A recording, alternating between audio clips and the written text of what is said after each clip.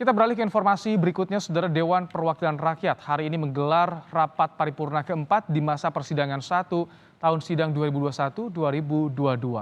Rapat paripurna HUT ke-76 DPR RI ini dipimpin oleh Ketua DPR RI Puan Maharani. 90 anggota DPR hadir secara langsung di gedung DPR, sementara 361 anggota lainnya hadir secara virtual. Ketua DPR RI Puan Maharani mengatakan DPR ingin kembali meneguhkan semangat gotong royong yang merupakan nilai dari Pancasila dalam penanganan pandemi. Puan juga kembali menegaskan DPR terus berkomitmen mendukung program pemerintah untuk menyelamatkan rakyat dari pandemi.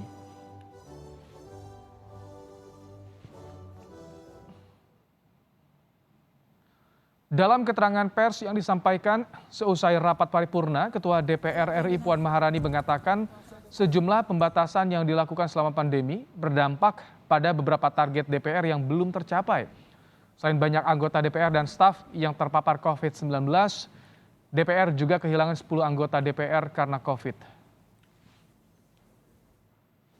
Walaupun saya juga mengakui bahwa keterbatasan itu tentu saja membuat semua hal yang kemudian sudah menjadi target kadangkala harus bisa berdamai dengan waktu, artinya mundur sedikit atau mungkin mundur, ya itu nggak mungkin bisa sesuai dengan target karenanya memang ada beberapa komisi yang kemudian menyatakan meminta perpanjangan dalam pembahasan terkait dengan RUU.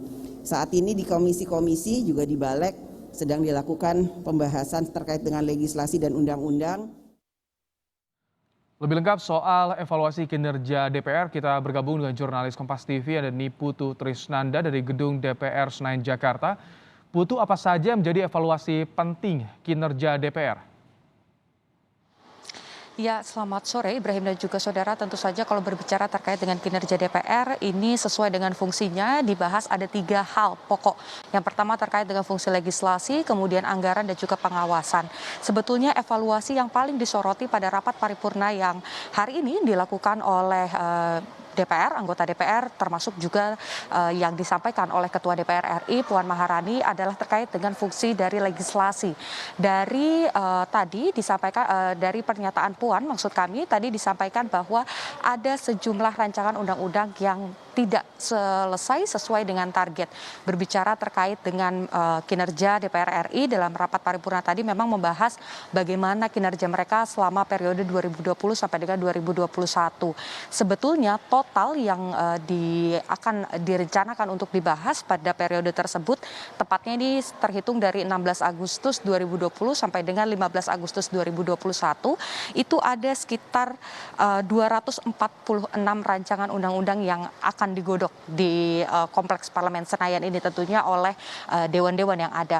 Tetapi dari 246 RUU ini ada 33 yang masuk dalam ataupun juga ada 33 rancangan undang-undang yang masuk dalam prolegnas prioritas, artinya dibahas dan menjadi target oleh DPR RI.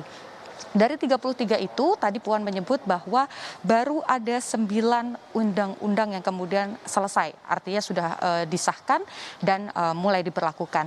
Kesembilan undang-undang ini kalau kita melihat secara data begitu Ibrahim dan juga saudara, angkanya ini baru 30% dari total rancangan undang-undang yang masuk dalam prolegnas prioritas. Ada beberapa hal yang disebut mempengaruhi hal ini, salah satunya tentu yang menjadi faktor utama adalah adanya pandemi COVID-19. Selain tadi disebutkan bahwa ada komisi-komisi ataupun juga pihak-pihak yang stakeholder yang terkait ini terpapar COVID-19, tetapi ada juga yang kemudian harus meninggal dunia karena terpapar COVID-19 ini. Total ada sekitar 10 anggota DPR RI yang tercatat meninggal dunia setelah dinyatakan positif COVID-19. Selain itu juga hal lain yang mempengaruhi hal tersebut adalah koordinasi dengan pemerintah, sehingga tadi dalam pidatonya Puan Maharani juga meminta agar bisa mencapai target-target lainnya pada sisa periode kepemimpinan dari Puan Maharani CS. Ini diharapkan ada koordinasi yang baik juga antara DPR RI dan juga pihak dari pemerintah. Dalam hal ini adalah tentunya Joko Widodo dan para menteri-menterinya begitu untuk kemudian menyelesaikan hal-hal ini. Selain itu juga dua hal lain, yaitu anggaran dan juga pengawasan juga menjadi target yang nantinya akan diperbaiki oleh Puan Maharani dan juga jajarannya untuk kemudian memastikan bahwa seluruh kebijakan ataupun juga hal yang kemudian keputusan-keputusan yang dikeluarkan dari DPR ataupun juga pemerintah ini bisa berjalan sesuai dengan Pancasila dan juga sama-sama bisa menyelesaikan pandemi COVID-19 di Indonesia. Kembali ke Anda, Ibrahim, di studio. Terima kasih Niputu Trisnanda untuk laporan Anda langsung dari gedung DPR Senayan, Jakarta.